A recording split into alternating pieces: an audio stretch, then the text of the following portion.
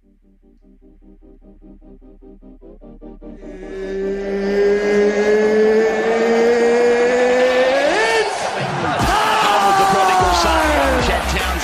a great kick. Oh, and Chad Townsend plays on.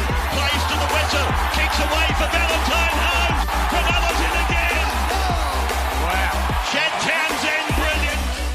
Yes, what's going on, guys? My name is Chad Townsend, and welcome back to the Talk of the Town podcast today.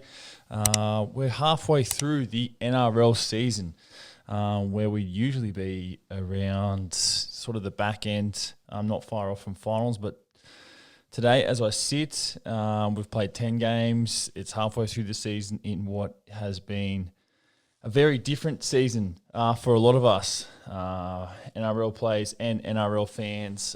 Very different look at the season today. I'm just going to give my thoughts on the season so far, about where we're at, rule changes, etc., the different landscape of the game, and then also answer a few questions from you guys, which you've sent in on the Instagram. Which I really appreciate. Shout out to everyone who listens to the podcast regularly. I appreciate you guys, as always. But like I said, we're 10 games in, and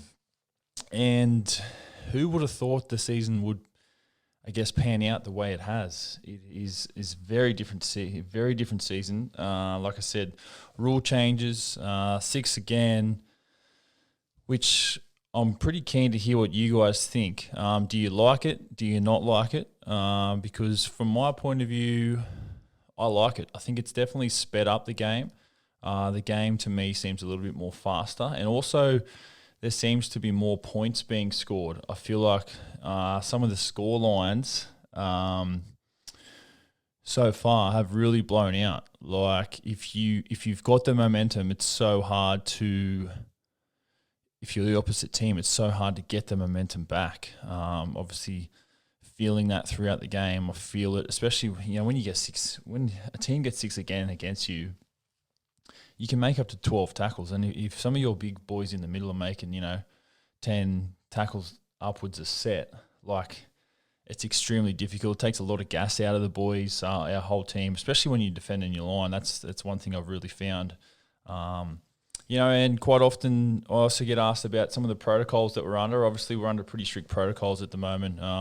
You may or may not have heard that since the sort of spike down in Victoria and New South Wales sort of slowly getting some numbers from Victoria, the NRL's tightened our restrictions again, which means we're basically back under full stage 4 lockdown for people that may not know. So for us, we're only allowed to go to and from training. We have to log our daily whereabouts and daily symptom checker, and only allowed to go and do things that are necessary. So that by that it means medical, getting some food, things like that, because they're trying to limit the chance of NRL players getting the virus. And I feel like the players really deserve a pat on the back, because it hasn't been easy, and for us to sort of buy in to get the season back on track as a whole and not have really any concerns or any mishaps so far, I feel like that's a real positive for us. And as well as the NRL, Peter V'landys and the Rugby League chairman, I feel like he's done a tremendous job, and everyone in the game, you know what I mean? I feel like it was basically literally all of our best interests to get the game back up and running, and I'm so happy that we've been able to do it. I'm so proud of everyone involved to get us to where we are today, because there's only some global sports like in America. You look on ESPN, and a lot of you guys will know that I'm a big sports fan, and the NBA, they've started their bubble now as well, so they're all based down in Orlando, Florida, and done all their testing and quarantining, and but just about to restart their competition. So, as many of you know, we're obviously been the world leaders in what's been going on, and even chucking the NFL there, and they're reporting for their day one of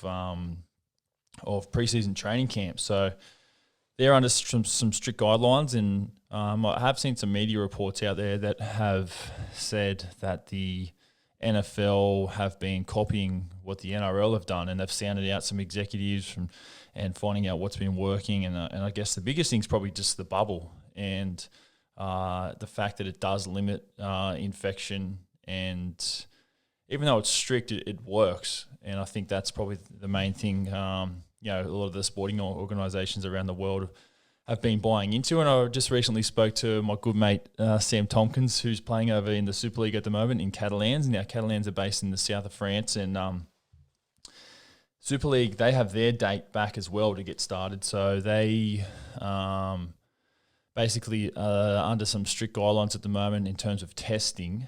And in France, Sam told me that it's mandatory to wear a mask indoors.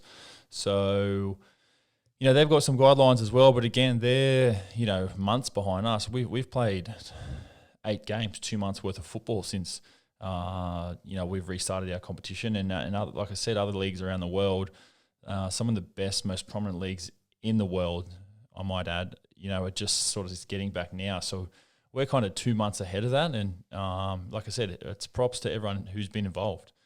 So for us, it's been a very enjoyable season so far. Like I said, it's been very different. Preparation for games has been very different. A lot of same day travel, flying up the day of the game to the Gold Coast, to the Cowboys.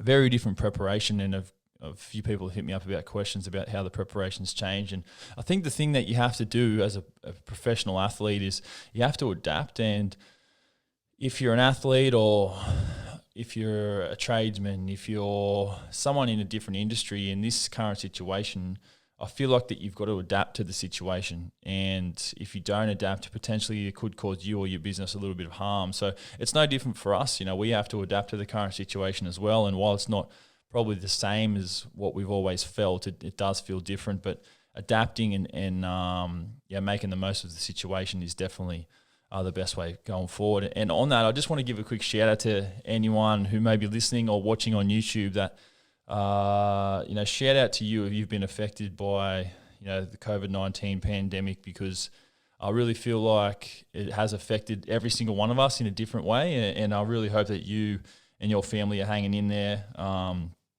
Just want to give a quick shout out and make sure that if you are going through some tough times, make sure you talk it out, talk it through to some of your friends, family, people that are there for you. It's important during these tough times that we all make sure that, we open up, we be vulnerable, talk to one another, talk to teammates, talk to friends, talk to classmates, talk to me. My DMs are always open, so if you ever want to have a chat, just send us a DM. I'll do my best to get back to you, and we can have a chat and go from there. But I just want to shout out to everyone who's listening and make sure that you guys are holding up all right. So on that, I will get into a few questions. I've got quite a few here that I've circled to answer, and I really appreciate everyone who sent one in.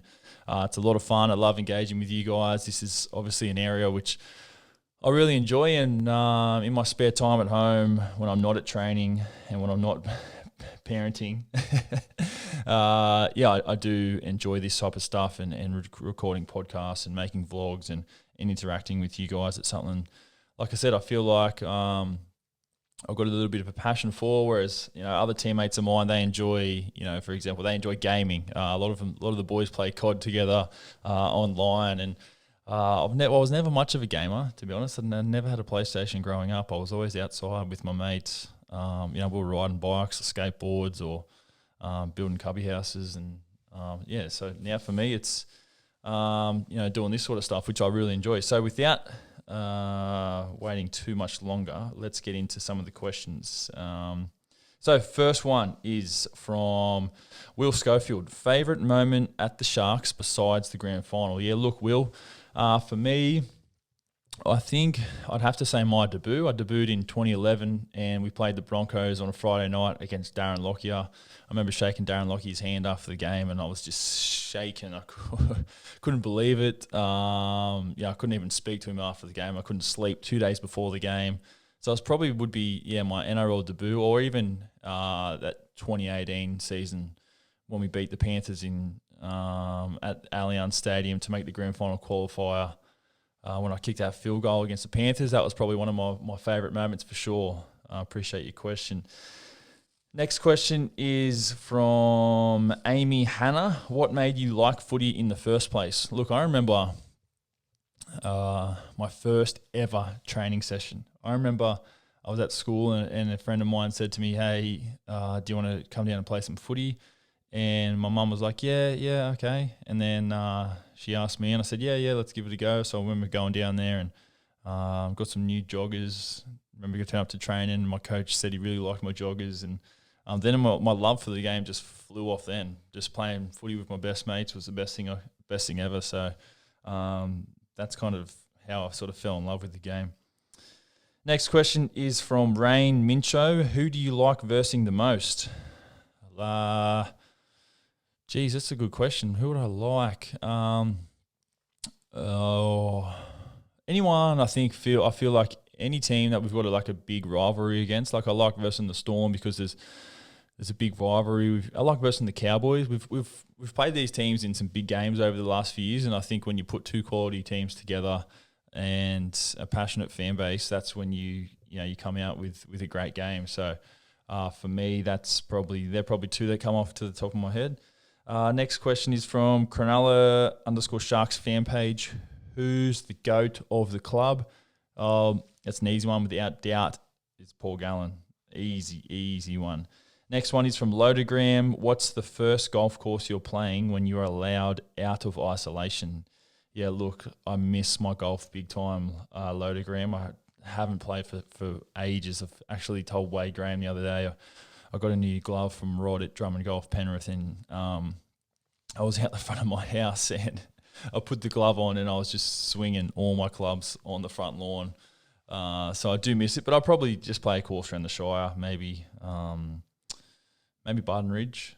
Really, really nice, well looked after course. Next question is from Dane DC1. As a young footballer under 18s, what's the best advice on making the Sharks junior squads? Yeah, look, Dane, good question. I really feel like you've got to make some sacrifices, especially around that sort of 18 to 20-year-old age bracket. You know, a lot of kids around that age have friends who are outside of the rugby league circle who, you know, potentially get into other things that I won't go into too much, but I'm sure you can understand exactly what they are in terms of, that someone who's trying to be a professional rugby league player shouldn't get into. So I really feel like the people you surround yourself with is extremely important. I feel like you've got to make some sacrifices around those areas I just said, in terms of alcohol, things like that, and really just putting yourself around good people and making the most of your situation, not having any regrets about, you know, your time as a young kid and wanting to pursue a dream of playing in the NRL. Next question is from Sally Gearing. Look, I just want to say a quick shout out to Sally as well. I really appreciate all your comments and support. See them quite regularly around my vlogs and podcasts and social media. You're always there, so I appreciate your support. I'm going to answer two of your questions because you're always supporting me. What's your dream job post-football? Yeah, look, Sally, for me, I've made it no secret, speaking in media and TV, radio is a hobby of mine. So I'd love to do something like that. I have a passion for all sports, as a lot of you guys know who listen, and I really feel like that's an area where I can fall straight into post-rugby league, and that's why I put a little bit of time into it now, just to practice on the side. It's a hobby of mine. So, working on the radio, working on TV, presenting, Fox Sports News. I'm just going to work hard. I'm just going to have the same work ethic that I've got in rugby league. I know that if I work hard, good things will come my way. So that's definitely my area of where I want to be post-football. Again, from Sally, do you have many other friends from other teams? Yeah, look, this is another good question, Sally. Look, because pretty much the whole NRL, like you basically know every single player, right? And you know them directly or indirectly. So obviously through playing against them, you know them, but then also you've played with them. So there's a lot of players across many other teams that I'm friends with. I'm really good friends with. We chat after the games. There's other players that you know indirectly, and you could just be talking to them after the game, and on the field there's no friends, but then after the game it's like, everyone respects each other, everyone talks, everyone's sort of friends. It's like a gentleman's agreement. So I'm friends with a lot of players from other teams. Question from Regan_right.15. What happens with your jerseys after the game? Yeah, good question, Regan. Look, our jerseys, just like the junior kids' jerseys, I guess, they get washed. Then they get reused if they're in good condition. If they're not, they get thrown out or repaired. But usually they get washed, they get reused.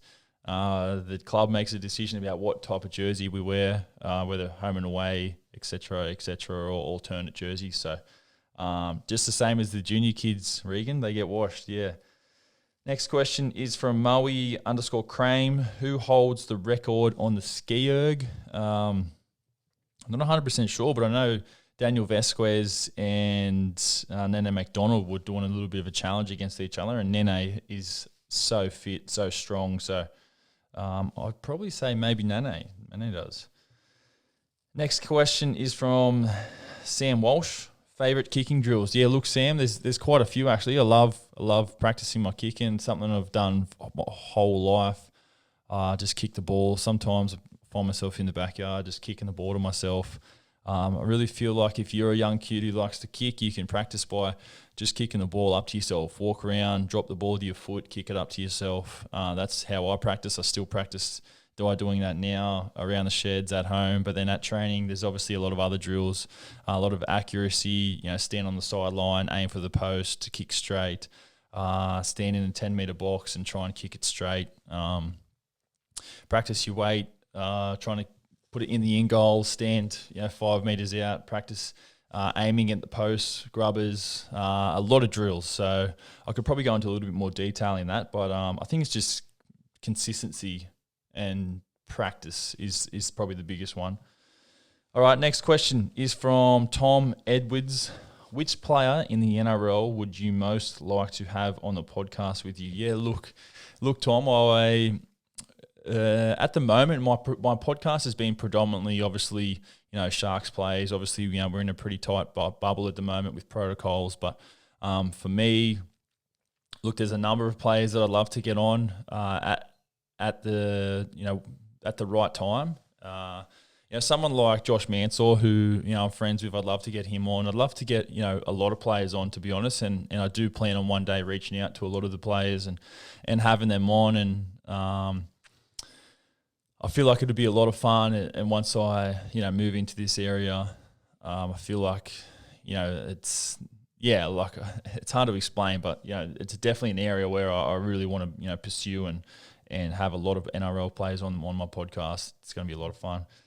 Next question is from Let's Go Champ 123. What an Instagram name! What a great name.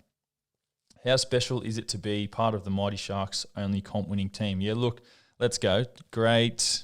It's a great feeling. It's one of the best feelings I'll ever have in my whole entire life, and the fact that it sits with me now gives me tingles. I really want to feel that feeling again because I know how good it was. So, look, it's the best feeling in the whole entire world.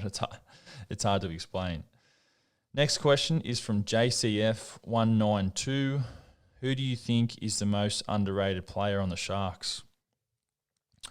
I think Blake Brayley is the most underrated player. I think you guys, haven't seen the full package yet of Blake Brayley. I feel like his skill set, he's so silky with his passing, his skills. He's definitely someone I've seen at training do a lot of things. He just gets plays and puts plays on and laughs, and he's very quiet, very reserved type of person. But he's a great kid and he trains really hard. So I feel like he's probably the most underrated player.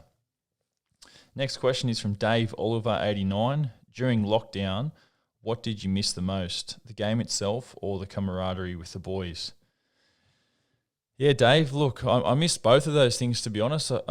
When you go to work and you spend so much time with people and teammates, like you get attached to them, and obviously, you become quite close. So for me, I did miss, spending every single day or a lot of my time with my teammates because, we go to training, we go to cafes, we go to lunch, we play golf together, we go surfing together, we do all types of stuff together. So to have that fully removed, it was difficult, it was hard, and you spend more time together at training throughout the week than I guess the game or 80 minutes by itself. But yeah, you do miss the competing side and playing as well, because playing and winning games is probably the best feeling in the world after a win. But if I had to pick one, I'd probably say I don't want to sit on the fence here, so I'd probably say I'd miss the games. I miss the feeling of winning. Yeah, for sure.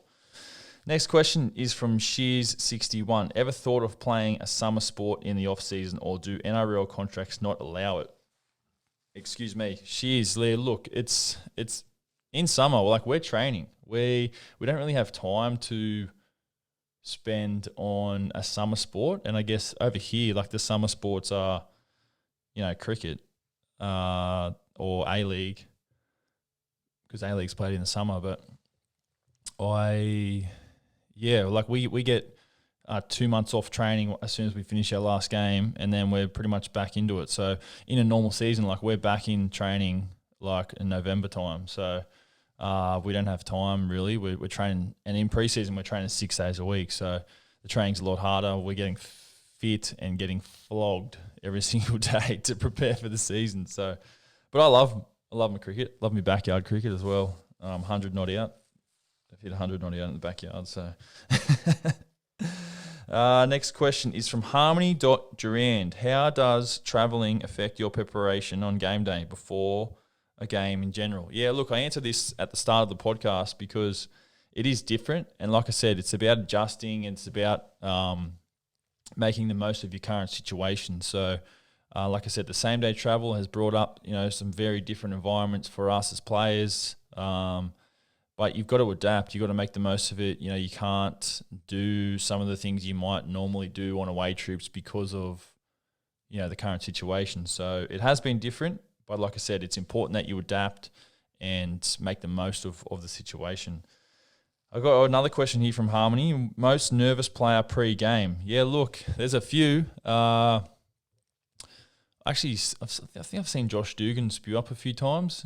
I'm not sure whether that's nerves or whether it was sickness or what, but yeah, it might have been a little bit nerves. I know Toby Rudolph gets a little bit nervous. Sometimes he can't sleep before a game. There's this game. You got to be wide. You got to be tapped to play this game. You got to be built a certain way because it takes a lot. It definitely takes a lot. So there are some anxious people. Definitely. I've seen a lot of people over my career. Past teammates, spew up before the games because they're so nervous, so anxious. So it is quite common, to be honest. And there's also another question here from Harmony. This is the third question I'm answering from you, Harmony. So thanks for your question. Did you ever think you'd play first grade as a kid? Where did you play your junior footy? I played my junior footy at Yarwara Tigers, and I was probably around about the age of maybe 14, where I really thought that I had a chance of making the NRL, or I wanted to make the NRL, and that was when I made my first rep team at the Sharks, and that from then on I just had this feeling where I just wanted to do it.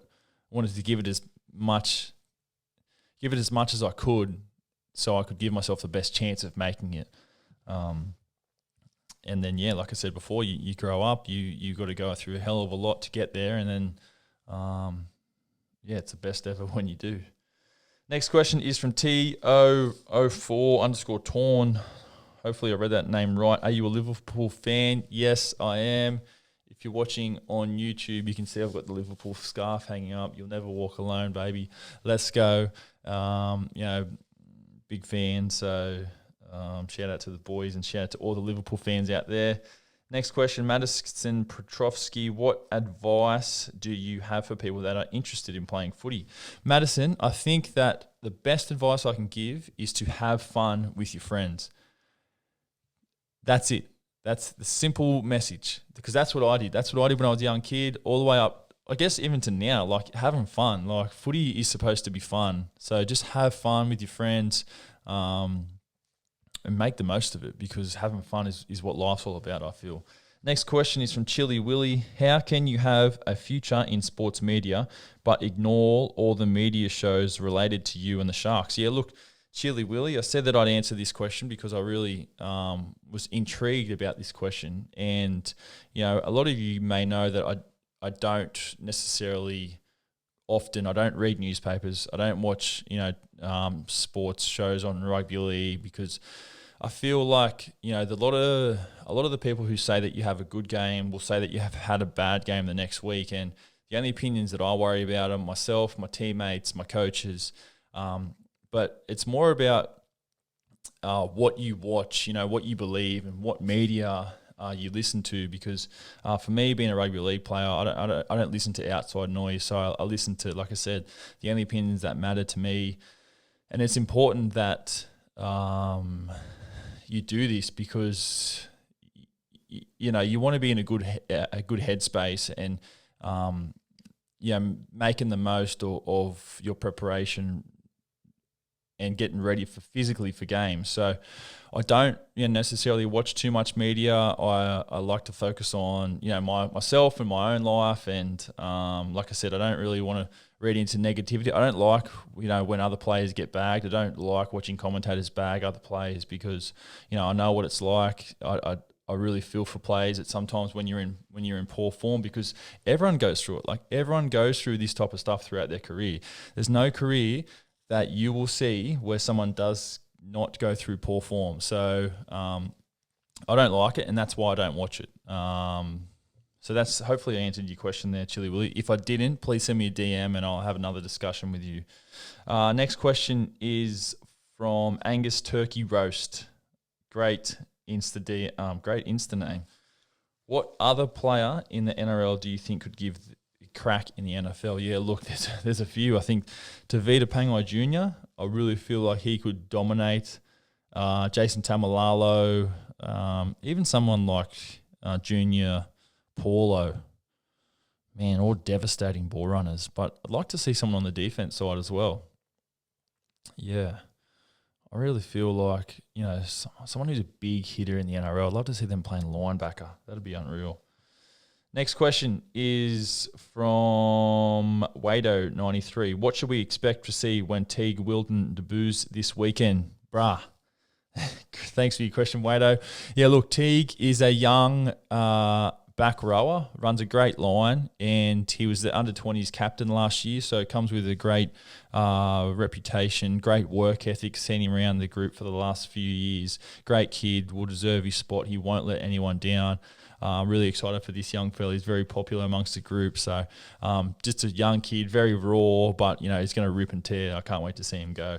I'll just get through a few more here, guys. Next question is from Craig S. Robert. Can Wade Graham move to lock? His ball playing is wasted on the edge. Yeah, look, a great question, Craig. Wade jumped in the middle for a little bit on the weekend. He's got one thing with Wade is he's got the most silkiest ball playing skills of any back row in the competition. Being a former 5'8", he plays a little bit different to the regular edge back row these days, where he likes to play with the ball in his hand. So if he can get the ball in his hand more in the middle, and he can be dangerous in ball playing and playing with our middle forwards and our halves a little bit more, then that's definitely a plus for our side. Like I said, he plays a little bit different, but adds that X factor to our edge. So, we might see some of that moving forward. Next question is from M. Tromp92. Will the Sharks consider taking Jack Bird back? Oh, I'd love to see Birdman back at the Sharks. He's one of my good friends. I had Birdie on the podcast a while back, and really feel for Birdie. He's gone through a bit of a tough time up there, and I've got no doubt he'll bounce back. So I'd love to have him back to answer your question. Next question, is from Sky.Townsend23. What's your favourite part of being in the NRL? I think just the fact that you can this lifestyle and playing footy for a living, it's the best. It's a lot of fun. Like I said, you go to training, you get to spend 8 hours a day with your best mates. You get to play footy with them on the weekend. You get to have fun. It's a roller coaster, no doubt. Like I said, there's a lot of things in the NRL that are tough, and there's a lot of things that are really, really fun. But it is not for everyone. It's a very savage and hard industry, but it is so enjoyable, at the highs. So I think my favourite part is probably winning games. Like, the best part is just winning football games. So that'd probably be, if I had to pick one reason, Sky. Last question is from Sam Walsh. Favourite explosive lifts? Well, Sam, I don't know if they're explosive, but my favourite lifts, I enjoy weights. I enjoy actually doing legs. I enjoy doing squats, to be honest. I enjoy doing bench press, bench pull. I enjoy chin-ups. I don't really enjoy like power cleans and snatches and all that sort of stuff, but I guess just the lifts where you get like a bit of a pump, and forwards are always, in the gym at a different time to the backs, but you try and walk past the big forwards and cape up with them. Some of the big boys are just doing arms all the time, so it's a lot of fun in the gym, that's for sure. All right, guys, I'll wrap it up there. Like I said, I really appreciate all of your comments. All of your questions. Thanks for sending them in. It's been 10 rounds so far in the NRL. A very, very enjoyable season so far. I can't wait for what's to come the back end of the year, and I really appreciate you guys watching.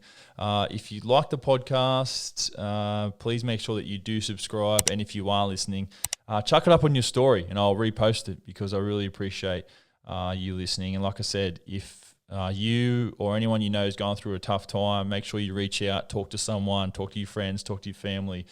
Talk to me. I'm always open. My DMs are always open. I'm happy to always have a chat. So if you enjoy the podcast, again, make sure you subscribe, and we'll see you guys on the next episode. See ya. What do you think of the mullet too? Let me know.